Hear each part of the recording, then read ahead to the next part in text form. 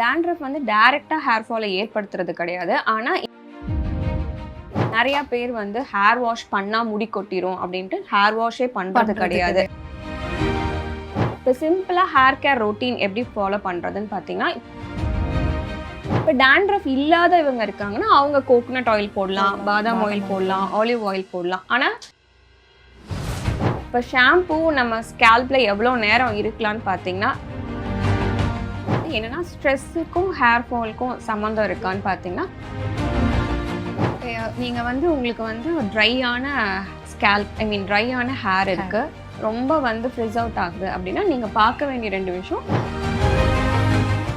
Ma'am இப்போது hair ரொட்டீன்னு சொல்லிட்டு ஒரு ரொட்டீன் ஃபாலோ பண்ணுறாங்க. முதல்ல ஆயிலிங் பண்ணணும், ஷாம்பு பண்ணணும், கண்டிஷனர் பண்ணணும், வீக்லி ட்வைஸ் வந்துட்டு மாஸ்க் பண்ணணும், அதுக்கப்புறமா வந்துட்டு சீரம் போடணும், நிறைய ஸ்ப்ரேஸ் இருக்குது. ஸோ இது வந்துட்டு ஒரு ஃபார்முலா மாதிரி வந்து வச்சுருக்காங்க. ஃபஸ்ட் இதை பண்ணணும், அதை பண்ணணும், இதை பண்ணணும். ஸோ இது எல்லாமே கண்டிப்பாக நம்ம ஹேருக்கு பண்ணணுமா?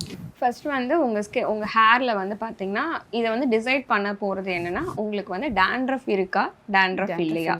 dandruff இருக்குன்னா you have a sensitive scalp. dandruff இருக்கு அப்படிங்கிற போது உங்களுக்கு அரிப்பு இருக்கும், இன்ஃப்ளமேஷன் இருக்கும். dandruff வந்து டைரக்டா ஹேர் ஃபாலை ஏற்படுத்துறது கிடையாது. ஆனா இன்டைரக்டா எப்பவுமே உங்களுக்கு கிரானிக்கா ஒரு இன்ஃப்ளமேஷன் இருந்துட்டே இருக்கு அப்படிங்கிற போது நம்ம சொறிவோம், கொப்பளங்கள் வரும். அது மூலமா செகண்டரி ஹேர் லாஸ் ஏற்படுத்தும்.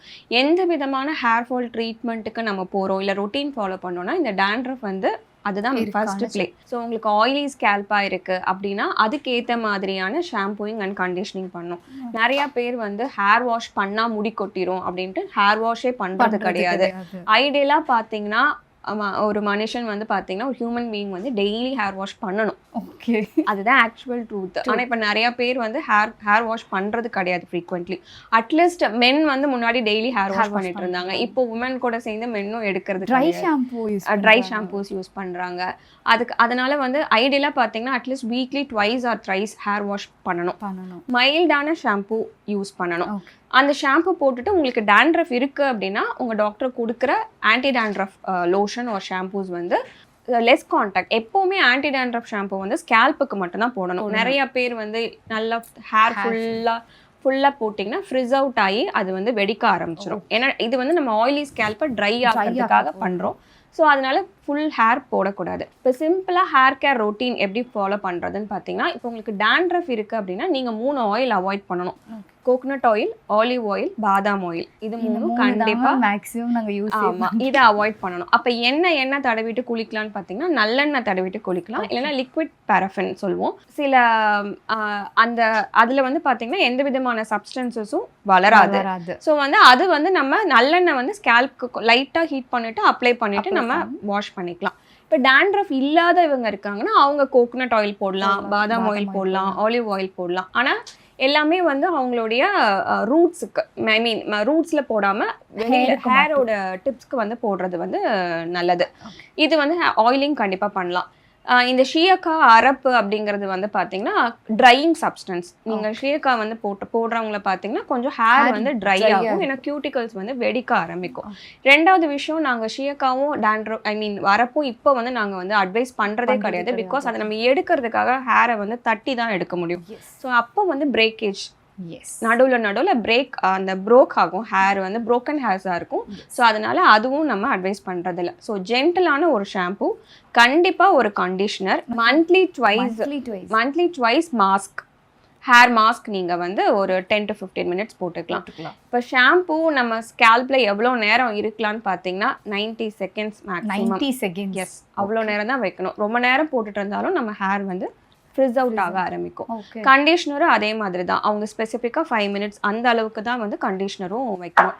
நம்ம வந்து அதுக்கப்புறம் இன்னொரு விஷயம், முக்கியமான விஷயம், இப்போ ஹேர் ஷாம்பு போட்டாச்சு, கண்டிஷன் பண்ணியாச்சு, மாஸ்க் பண்ணியாச்சு.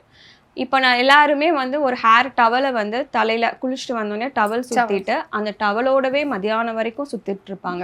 அந்த டவலை கலட்டி நம்ம அதை வந்து ட்ரை பண்ண மாட்டோம். அந்த விஷயம் ரொம்ப முக்கியம். நம்ம ரொம்ப நேரம் அந்த ஈரத்தோடவே தலை வச்சுருந்தோன்னா தலைமுடி வந்து ஃப்ரிஸ் அவுட் ஆகி நம்மளுக்கு வந்து ஸ்பிளிட்டன்ஸ் எல்லாமே வர ஆரம்பிக்கும். ஸோ ஐடியலாக பார்த்தீங்கன்னா ஒரு 15 minutesக்குள்ளே ஹேரை வந்து ஒன்று ஃபேன் ட்ரை பண்ணலாம்.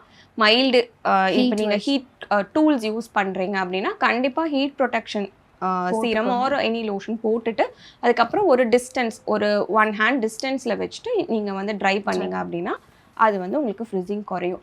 பட் இதெல்லாம் தாண்டியும் சில பேருக்கு இப்படி தான் டாக்டர் நான் பண்ணுறேன், இப்படி தான் நான் பண்ணுறேன், ஆனாலும் எனக்கு ஃப்ரிஸிங் இருக்குது, ஃப்ரிஸினஸ் அவாய்ட் பண்ண முடியல அப்படின்னா அவங்களுக்கு தைராய்டு கண்டிப்பாக பார்க்கணும். தைராய்டு ஹேர் வந்து பிரிட்டில் ஹேர், பிரிட்டில் நெயில், அந்த மாதிரி ட்ரை ஸ்கின், இது வந்து தைராய்டில் வந்து இருக்கும். ஸோ அது நம்ம இருக்கும்போது நம்ம தைராய்டை சரி பண்ணாமல் நம்ம எவ்வளோ சீரம் எவ்வளோ ஸ்மூதனிங் லோஷன் போட்டாலும் சரியாகிறது கிடையாது. இப்போ வந்து ஸ்டைலாக வந்து என் ஹேர் வந்து எப்பயுமே அந்த ஸ்ட்ரெயிட்டாகவே இருக்கணும் அப்படின்னு சொல்லி ஸ்ட்ரெயிட்னிங் பண்ணுறாங்க, போட்டாக்ஸ் பண்ணுறாங்க, ப்ளஸ் கெரட்டின் வந்து பண்ணுறாங்க. ஸோ இதெல்லாம் அட்வைசபிளாக இது பண்ணால் ஒரு 1 இயர் வரையும் அவங்க ஹேர் பார்க்குறதுக்கு நல்லாயிருக்கு, அந்த ஷாம்பூஸ்லாம் போட்டு மெயின்டைன் பண்ண நல்லாயிருக்கு. ஒரு 1 இயர் கழிச்சு அவங்க மெயின்டைன் பண்ணல, திருப்பியும் அது பண்ணலை அப்படின்னா அவங்க ஹேரே பார்க்க ரொம்ப ஒரு மாதிரி டேமேஜ்டு ஹேர் மாதிரி தெரிய ஆரம்பிக்குது. ஸோ இதுக்கு நீங்கள் என்ன சொல்லுவீங்க? சரி, முன்னாடி வந்து பார்த்தீங்கன்னா we had straightening, hair straightening இருந்தது, அதுக்கப்புறம் கெரட்டின் வந்தது, இப்போ வந்து போட்டாக்ஸ் இருக்குது. இதில் ஃபஸ்ட்டு பண்ண அந்த ஸ்ட்ரைட்டனிங் ஆர் ஸ்மூதனிங் வந்து பார்த்தீங்கன்னா நம்மளுக்கு வந்து ஃபார்மால்டிஹைட் அப்படிங்கிற ஒரு கெமிக்கல் யூஸ் பண்ணி பண்ணுவாங்க. That is not at all advisable. Formaldehyde வந்து உங்களுக்கு வந்து ஹேருக்கு டேமேஜ் பண்ணும் அப்படிங்கிறத விட அது வந்து இட்ஸ் அ கார்சினோஜெனிக் சப்ஸ்டன்ஸ், அதனுடைய ஃபியூம்ஸ். ஸோ பண்ணுற அவங்களுக்கும் சரி நமக்கும் சரி that is not advisable. It is not at all advisable, first thing. Secondly then keratin வந்தது. கெரட்டின்ல வந்து கிளையாக்சாலிக் ஆசிட் அப்படிங்கிற ஃபார்மால்டிஹைட்லேருந்து அனதர் டெரிவேட்டிவ் அது வந்து யூஸ் பண்ணாங்க. அது வந்து பார்த்தீங்கன்னா அதுலேயுமே அந்த ஃபியூம்ஸ் வரும். ஸோ கெரட்டினும் வந்து it is not advisable. So thirdly now botox is there. Botox என்ன பண்ணும் அப்படின்னா உங்களுக்கு ஃப்ரிஸ் அவுட் ஆகிருக்கிற இடத்துல வந்து கொஞ்சம் கொஞ்சம் உங்களுக்கு வந்து டிஃபெக்ட்ஸ் இருக்குன்னு வச்சுக்கோங்க. இது வந்து ஒரு ப்ரோட்டீன் மாதிரி, இது வந்து it will go and sit there and it will try to seal the problem. So out of everything இதில் எது டாக்டர் பண்ணலாம், மேபி பண்ணலாம் அப்படின்னு கேட்டிங்கன்னா போட்டாக்ஸ் வேணால் ட்ரை பண்ணலாம். ஹேர் போட்டாக்ஸை வந்து நிறைய பேர் வந்து நம்ம ஹேர் பொட்டுலினம் டாக்ஸ்ன்னு நினச்சிக்கிறாங்க. It is not that, it is a salon procedure. அதை நம்ம சலூனில் தான் வந்து பண்ணுறது. பட் ஆக்டிவாக ஒரு ஹேர் ஃபால் இருக்குது அப்படிங்கிற போது உங்களுக்கு முடி ஆல்ரெடி கொட்டிட்டு இருக்கு, அப்போ போய் நீங்கள் எந்த ப்ரொசீஜருமே பண்ணக்கூடாது. பண்ணிங்கன்னா அது இன்னும் ஹேர் ஃபாலை வந்து இன்க்ரீஸ் பண்ணும். செகண்ட்லி வந்து பார்த்தீங்கன்னா உங்களுக்கு வந்து தைராய்டு மாதிரியான சில ப்ராப்ளம்ஸ் இருக்கும்போது don't do all such things.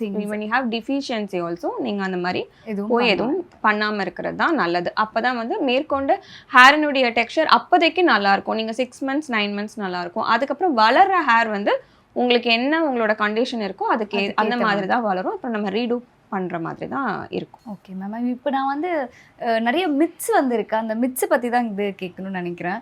இப்போ பார்த்தீங்கன்னா மொட்டை அடிச்சுட்டே இருந்தால் முடி நிறையா வளரும், முடி வெட்டிகிட்டே இருந்தால் தான் வந்துட்டு முடி வளரும் அப்படின்ற மாதிரி ஒன்று இருக்குது. நான் வந்துட்டு டெய்லி ஹெல்மெட் யூஸ் பண்ணுறேன், அதனால எனக்கு முடி கொட்டுது, டேண்ட்ரஃபும் எனக்கு அதனால தான் வந்தது அப்படிங்கிற மாதிரியான சில கண்டிஷன் சொல்லுவாங்க. எனக்கு ஸ்ட்ரெஸ்ஸு ஜாஸ்தி இருக்குது அதனால வந்து எனக்கு முடி கொட்டுது அப்படின்ற மாதிரி. இதெல்லாம் மித்ஸா இல்லை உண்மையாகவே இந்த மாதிரியான விஷயங்கள்லாம் இருக்குது? இதில் வந்து சில விஷயம் உண்மை. என்னென்னா ஸ்ட்ரெஸ்ஸுக்கும் ஹேர் ஃபால்க்கும் சம்மந்தம் இருக்கான்னு பார்த்தீங்கன்னா கண்டிப்பாக ஸ்ட்ரெஸ்ஸுக்கும் ஹேர் ஃபால்க்கும் சம்மந்தம் இருக்குது. ஸ்ட்ரெஸ் ஆகும்போது நம்ம என்ன பண்ணுவோம்னா சரியான தூக்கம் இருக்காது. தூக்கம் குறையும் போது நம்மளுக்கு பிரெயினில் வந்து பினியல் கிளாண்டுன்னு ஒன்று இருக்கும், அதுலேருந்து மெலட்டோனின் அப்படிங்கிற ஒரு ஹார்மோன் செக்ரேட் ஆகும். அதுதான் நம்மளுக்கு தூக்கத்துக்கு நல்லா உந்துதல் பண்ணும். அந்த ஹார்மோன் குறையும் போது உங்களுக்கு ஹேர் ஃபால் ஏற்படும். So stress related, night shifts பண்ணுறவங்களுக்கு ரிலேட்டட். எப்போ அப்புறம் இந்த ஸ்ட்ரெஸ்ஸினுடைய அடுத்த ஸ்டேஜ் வந்து பார்த்தீங்கன்னா they will land up in some depression ஒரு ஆங்ஸைட்டி அந்த மாதிரி கிளினிக்கலாக அவங்களுக்கு அந்த மாதிரி இருக்கும்போது they will advise you some medication, antipsychotic medications அந்த மாதிரி இல்லை ஆன்டி டிப்ரெசன்ட் கொடுக்கும்போது அதுக்கும் வந்து உங்களுக்கு ஹேர் ஃபால் வந்து இருக்கும். ஸோ இது வந்து உண்மைதான். பண்ணிக்கலாம், அது கரெக்ட். எஸ் கரெக்ட், அது கரெக்ட். நெக்ஸ்ட் மித் வந்து பார்த்தீங்கன்னா மொட்டை அடிச்சுட்டே இருந்தா முடி வளருமா அப்படிங்கிறது அப்படி கிடையாது. பட் சின்ன பசங்களுக்கு வந்து பார்த்தீங்கன்னா நம்ம முன்னாடி நம்மலாம் இருக்கும்போதுமே நம்மளுக்கு வந்து மொட்டை வந்து அடிச்சுட்டே தான் இருப்பாங்க. But that is not exactly true கிடையாது. முடி கட் பண்ணிட்டே சரி, அதை தான் நான் திரும்ப அதான் சொல்கிறேன். டெட்டு இதை நம்ம கட் பண்ணால் என்ன பண்ணாட்டே என்ன, but when you want to maintain split ends இருக்கக்கூடாது. பிகாஸ் இப்போ நம்மளோட வந்து ட்ராபிக்கல் கிளைமேட், நம்ம வந்து வேர் அண்ட் டேர் இருக்கும், நம்ம வெயிலில் போகிறோம். ஸோ அந்த ஹேர் வந்து உங்களுக்கு வந்து வெடிக்க ஆரம்பிக்கும் போது நம்ம ஹேர் ட்ரிம் பண்ணிக்கும் போது நம்மளுக்கு டென்சிட்டி கரெக்டாக தெரியும். அந்த உங்களுக்கு ரொம்ப நீளமாக வால் மாதிரி தெரியாமல் உங்களுக்கு டென்சிட்டி வந்து கரெக்டாக இருக்கும்.